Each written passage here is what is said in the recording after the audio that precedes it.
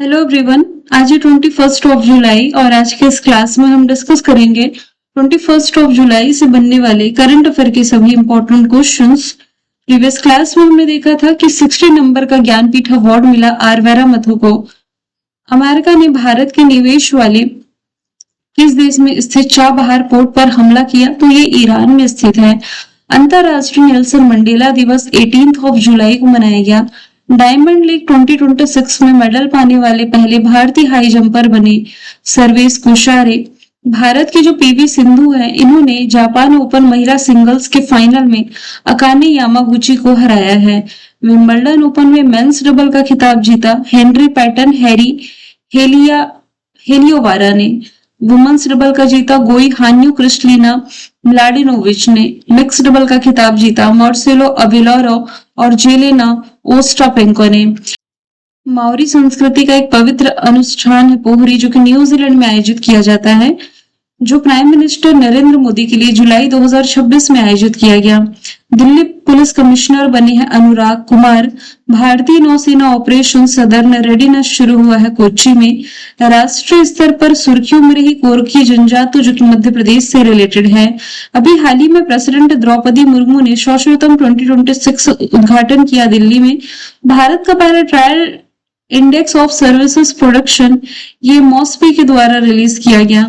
और केंद्रीय मंत्रिमंडल ने 25,446 करोड़ की एलिवेटेड हाईवे कॉरिडोर परियोजना ये उत्तर प्रदेश के वाराणसी के लिए मंजूर कर दी है। तो सभी क्वेश्चंस हमने देखे प्रीवियस क्लास में। शुरू करते हैं आज का हमारा पहला सवाल। और स्टार्टिंग में कुछ क्वेश्चंस जो है आपके 72 नेशनल फिल्म अवार्ड से रिलेटेड हैं, क्योंकि ये एग्जाम में पूछे जाते हैं। इस टॉपिक से क्वेश्चन पूछा जा रहा है। 72 नंबर के जो नेशनल फिल्म अवार्ड रहे, इसमें बेस्ट एक्टर का अवार्ड किसने जीता है? तो इस बार संयुक्त रूप से दो विजेता रहे हैं, ममूटी और कार्तिक आर्यन।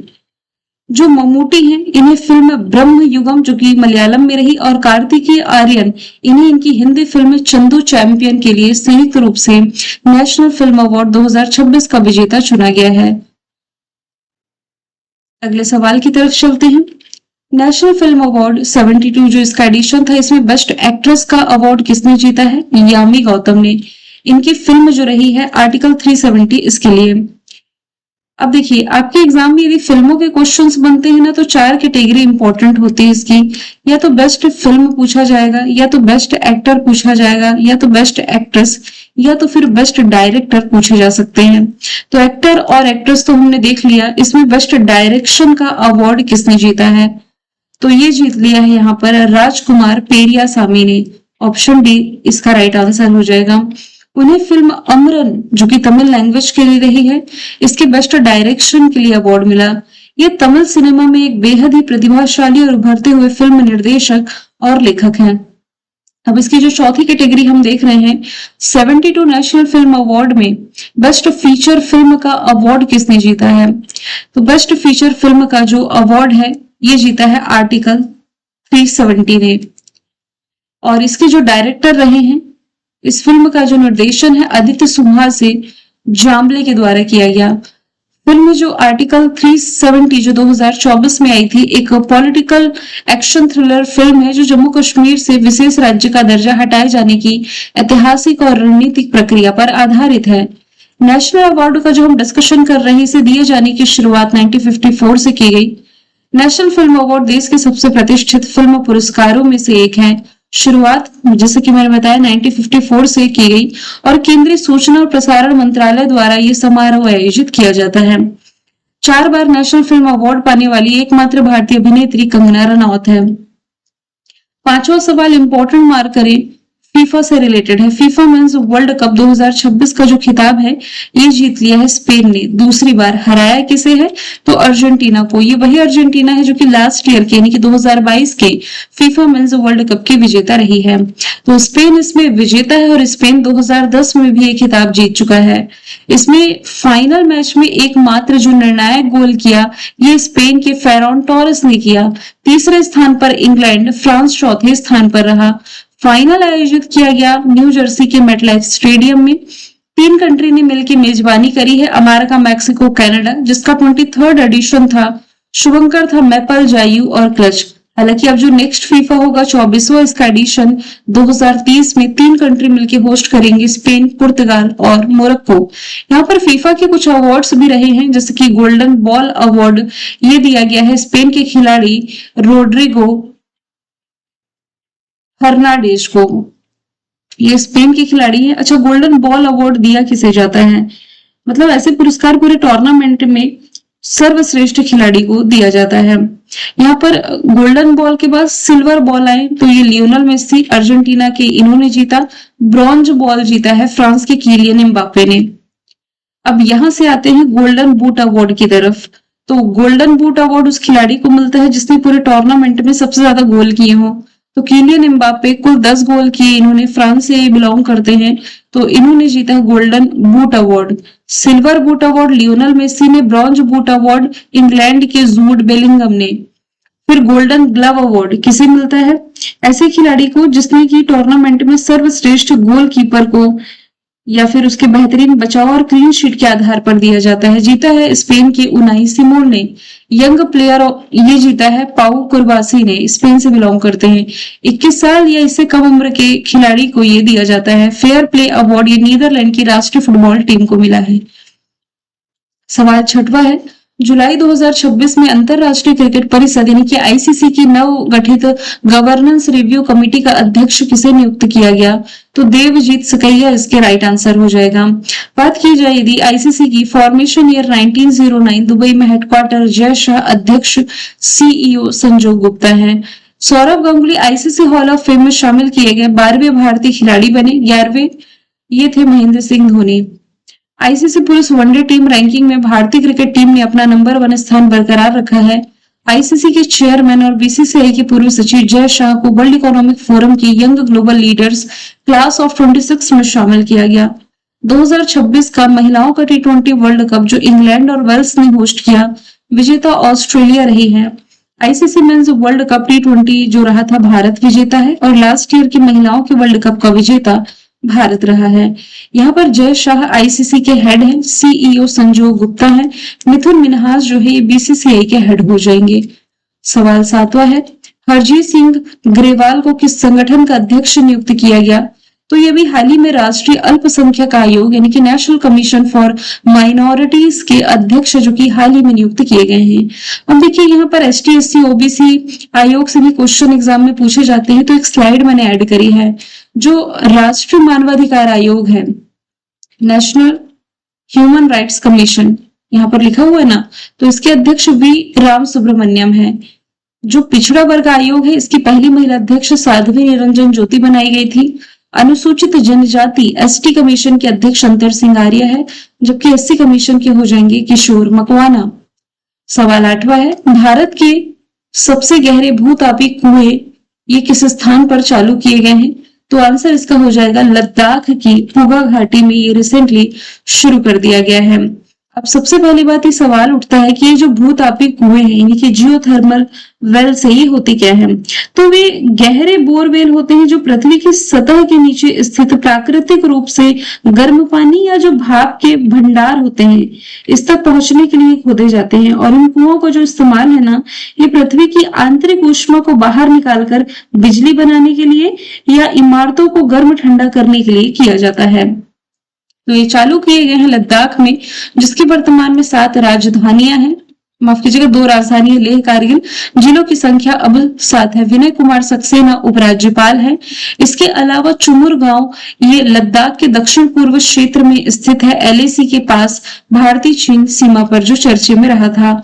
लद्दाख में सिंधु नदी हरित गलियारा नामक पर्यावरणीय पुनर्स्थापन परियोजना शुरू की गई। होप रिसर्च स्टेशन यहाँ शुरू किया गया। एशिया की सबसे बड़ी और दुनिया की सबसे ऊंची इमेजिंग चेक वेधशाला का उद्घाटन किया गया। हिम तेंदुओं की सबसे अधिक संख्या 477 यहीं पर है। इसरो का पहला एनालॉग अंतरिक्ष मिशन लेह लद्दाख में स्थापित किया गया। सवाल 9वां है, किस दिन हर साल विश्व शतरंज दिवस मनाया जाता है? तो ये जुलाई महीने की 20 तारीख को मनाया जाता है, क्योंकि इसी दिन 1924 में अंतरराष्ट्रीय शतरंज संघ यानी कि FIDE इंटरनेशनल चेस फेडरेशन की स्थापना की गई थी। लॉजन स्विट्जरलैंड में हेडक्वार्टर आर्काडी डोकोरविच हेड है। और भारत के जो पहले शतरंज ग्रैंड मास्टर थे विश्वनाथन आनंद, इसके उपाध्यक्ष हैं। 1 जुलाई को GST day, national doctors day, CA day और एसबीआई का स्थापना दिवस मनाया गया। 4 जुलाई को अमेरिका का स्वतंत्रता दिवस, 6 जुलाई वर्ल्ड जिनोसिस डे, 11 जुलाई वर्ल्ड पॉपुलेशन डे, 15 जुलाई विश्व युवा कौशल दिवस, 17 जुलाई अंतरराष्ट्रीय न्याय के लिए विश्व दिवस, 18 जुलाई अंतरराष्ट्रीय नेल्सन मंडेला दिवस मनाया गया। सवाल 10वां है, मॉरिशस जो है अंतरराष्ट्रीय क्रिकेट परिषद में शामिल होने वाला कौन सा सदस्य बना है? तो मॉरिशस आईसीसी में शामिल हो चुका है और ये इसमें शामिल 111वें नंबर की मेंबर कंट्री बनी है। आईसीसी की एडिनबर्ग में हुई वार्षिक बैठक के दौरान मॉरिशस को वैश्विक क्रिकेट संस्था के नवीनतम सदस्य के रूप में मंजूरी दे दी गई है। तो इस हिसाब से आईसीसी के कुल सदस्यों की संख्या 111 हो गई है। सवाल 12वां है, किस राज्य को नीति आयोग द्वारा जारी पहले निवेश अनुकूलता सूचकांक 2026 में पहला स्थान दिया गया? तो गुजरात इसका राइट आंसर हो जाएगा, ऑप्शन सी। बड़े राज्यों की कैटेगरी में गुजरात 56.6 के स्कोर के साथ पहले स्थान पर, फिर महाराष्ट्र और तमिलनाडु का स्थान है। पूर्वोत्तर राज्य में उत्तराखंड टॉप पर है और यूटीज और अन्य शहरों में गोवा टॉप पर रहा है। अब नीति आयोग जिसका फॉर्मेशन ईयर 2015 है, प्राइम मिनिस्टर नरेंद्र मोदी अध्यक्ष है, अशोक लाहड़ी उपाध्यक्ष है, सीईओ इसकी निधि छिब्बर हो जाएंगे। यहाँ से गुजरात के लिए डिस्कशन किया जाए, मुख्यमंत्री भूपेंद्र पटेल है। यहाँ रिसेंटली अहमदाबाद में विश्व योगासन चैंपियनशिप आयोजित की गई थी। ऑपरेशन डेल्टा हंट की यहाँ शुरुआत की गई, पहला ग्रीन मेथेनॉल प्लांट, और गांधीनगर में एशियाई भारत तुरंत चैंपियनशिप का आयोजन किया गया। भारत की पहली प्रमुख सेमीकंडक्टर फैब्रिकेशन प्लांट के लिए स्पेशल इकोनॉमिक जोन को मंजूरी मिली धोलेरा गुजरात में। हमने वंतारा प्रोजेक्ट जो देखा था, ये अनंत अंबानी के नेतृत्व में यहाँ पर शुरू किया गया, जामनगर में है, और यहीं पर कोलंबिया के द्वारा जो हिप्पो को मारे जाने का प्रस्ताव लाया गया था, तो जामनगर के द्वारा ये प्रपोजल दिया गया कि इन हिप्पोस को ना मारा जाए, हमारे वंतारा सेंटर में इन्हें भेज दिया जाए। माधवपुर मेला 2026 गुजरात के पोरबंदर में शुरू हुआ, और मुंद्रा पोर्ट जो खबरों में रहा था, ये गुजरात के कच्छ जिले में है, भारत का सबसे बड़ा निजी और व्यावसायिक पोर्ट। नीति आयोग के वैसे सभी फैक्ट मैंने बता दिए हैं। इसके गवर्निंग काउंसिल में सभी राज्यों के मुख्यमंत्री और यूटीज के उपराज्यपाल होते हैं। पूर्णकालिक सदस्य और अंशकालिक सदस्य में विभिन्न क्षेत्रों के विशेषज्ञ शामिल होते हैं। स्पेस टेक स्टार्टअप है HX20, इसने स्पेस एक्स के किस मिशन के जरिए अपना दूसरा उपग्रह कोयो लॉन्च किया है? तो आंसर इसका ट्रांसपोर्टर 17 हो जाएगा। केरल की स्पेस टेक स्टार्टअप कंपनी है HEX20, जिसे आप HX20 भी कहते हैं। इसने स्पेस एक्स के ट्रांसपोर्टर 17 मिशन के जरिए अपना दूसरा सैटेलाइट कोयो लॉन्च कर दिया है। कहां से? वेंडेनबर्ग स्पेस फोर्स बेस से, और ये उपग्रह ताइवान की नेशनल सेंट्रल यूनिवर्सिटी के लिए बनाया गया है। इसका उद्देश्य है कोयो की काइनेटिक ऑप्टिकल या ऑब्जर्वर एक मल्टी पेलोड टेस्ट बस के रूप में काम करता है, जो कक्षा में अंतरिक्ष उपकरणों के परीक्षण और सत्यापन करने में मदद करता है।